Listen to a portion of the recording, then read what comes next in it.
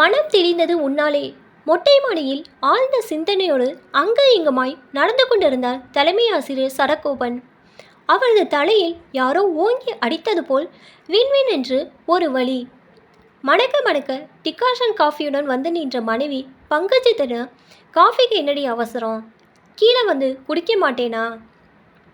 ஆளை தனியாக விடையிடு சிறு சிறுத்தார். வாத்தியாருக்கு மாணவரும் மனைவியும் ஒன்றுதான் போலும். வார்த்தைகள் அவளுக்கும் கண்டிப்புடனே விழுந்தது. அவரையே உற்று கவனித்த அவள், ஏங்க, எதையும் மனசில் நினச்சி ப்ரெஷரை ஏற்றிக்காதீங்க, உங்கள் பிரச்சனையை சொன்னால் நான் தீர்வு சொல்ல போகிறேன் என்றாள். அடிய பங்கஜம், என்னாலேயே முடியலை. நீ 8ஆம் கிளாஸ் கூட தாண்டலை, ஆனால் 10ஆம் கிளாஸ்க்கு பாடம் எடுக்கிற இந்த வாத்தியாருக்கு யோசனை சொல்கிற அளவுக்கு பெரிய அறிவாளி ஆயிட்டியா?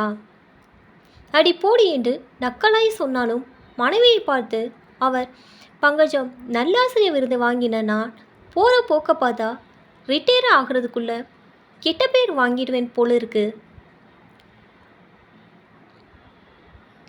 எங்கள் ஸ்கூலில் படிக்கிற பசங்களுக்கும் ஆசிரியர்களுக்கும் தினமும் நடக்கிற போராட்டத்தை தீர்க்க முடியாமல் திக்குமுக்காடி நிற்கிறேன் என மனக்குமரலை அவளிடம் கொட்டி தீர்த்தார். பள்ளியில் நடக்கும் சம்பவங்களை விவரித்த வாதியாருக்கு சரியான யோசனை ஒன்றை சற்றென மனைவி சொல்ல அவர் அவளையே அதிசயித்து பார்த்தார். மறுநாள் மனைவி தந்த ஆலோசனையால் மனம் தெளிந்தவரால் விரைந்தார் பள்ளிக்கு. அங்கே மேல்நிலை பள்ளி மாணவர்களின் கூச்சல் ஏதோ போராட்டத்திற்கு தயாராவது போல் கேட்க அவர்களுக்கு எதிரணியாக நாற்காலி போட்டு உட்கார்ந்திருந்தனர் ஆசிரியர் பெருமக்கள். சடகோப வாத்தியாரோ நேராக ஆசிரியர்களை நெருங்கினார். அவர்களை பார்த்து, உங்களோட பிரச்சனை என்னென்ன நீங்கள் எனக்கு லேசாக கோடிட்டு காமிச்சிங்கன்னா போதும் என்றார். வாத்தியார்களின் வார்த்தைகள் பட்டாசு திரியில் நெருப்பை வைத்தது போல் சரவெடி என சடசடவென வெடித்து சிதறின. சார், அந்த பொப்புன பசங்களை அதட்டக்கூட முடியலை. நாங்கள் அவங்கக்கிட்ட போனாலே ஏதாவது எங்களை பற்றி தப்பாக சொல்லிடுவாங்களோன்னு உள்ளுக்குள்ளே ஒரு உதைப்பு. யாரோ ஒருவர் செய்கிற தப்புனால ஆசிரியர்களே சில மாணவிகள் பார்க்கும் சந்தேக பார்வை ரொம்ப வெறுப்பாகவும் பயமாகவும் இருக்குது சார். அதுக்கு மேலே இந்த பையன்களை பற்றி சொல்லவே வேண்டாம். இந்த மாதிரி பசங்க கிட்ட எங்களால் வேலை பார்க்க முடியாது என வரிசையாக புகார்களை அள்ளி தெளித்து புலம்பி தீர்த்தனர் வாத்தியார்கள். ஆசிரியர்களே, நீங்கள் சொல்ல நினைப்பதை அப்படியே வகுப்பு வாரியாக ஒவ்வொரு மாணவரை பற்றிய கருத்தாக பேப்பரில் எழுதி என்னிடம் கொடுத்து விடுங்கள். அதற்கான நடவடிக்கையை நான் எடுத்துக்கொள்கிறேன்.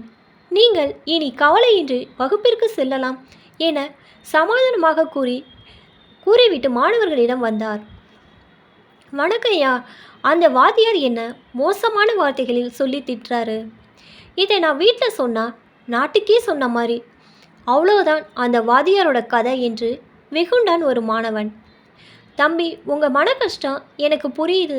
நீங்கள் ஒவ்வொருவரும் உங்கள் வகுப்பிற்கு வரும் எல்லா ஆசிரியர்களை பற்றியும் உங்கள் மனதில் பட்டதை அப்படியே எழுதி என்னிடம் கொடுக்கலாம். நீங்கள் எழுதும் புகார்கள் இரகசியமாக வைக்கப்படும். அவர்கள் மீது தகுந்த நடவடிக்கையும் எடுக்கப்படும் என்று கூறி மாணவர்களையும் வகுப்பிற்கு செல்லும்படி அனுப்பி வைத்தார் தலைமை ஆசிரியர். அன்று அவரது மேஜையில் கட்டுக்கட்டாய் பரீட்சை பேப்பர் போல் குவிந்தன புகார்கள். மாலை வீடு திரும்பிய வாத்தியார் மனைவியிடம் புகார் கட்டுகளை நீட்டினார். அடியே என் புத்திசாலி பொண்டாட்டியே, இதை பார், இத்தனை புகார் பேப்பர்களை என்னால் படிக்க முடியுமா? பார்க்கவே தலை சுத்துது என்றார் வாத்தியார். அட போங்க, உங்களை யார் அதையெல்லாம் படிக்க சொன்னது? நீங்கள் அதை படிக்கவே வேண்டாம், எடுத்து மூளையில் போட்டுருங்க. ஆனால் இப்போ பாருங்க, உங்கள் எல்லாருடைய மனபாரத்தையும் இறக்கி வச்சாச்சு. ஆனால் தப்பு செஞ்சவங்களுக்கு மட்டும் மனசாட்சி உறுத்தும். அது போதும், நாளைக்கு ஸ்கூலுக்கு போய் பாருங்க, அப்போ உங்களுக்கு தெரியும் என்று கூறி சிரித்தாள் பங்கஜம். மறுநாள் பள்ளி அமைதியாக காணப்பட்டது.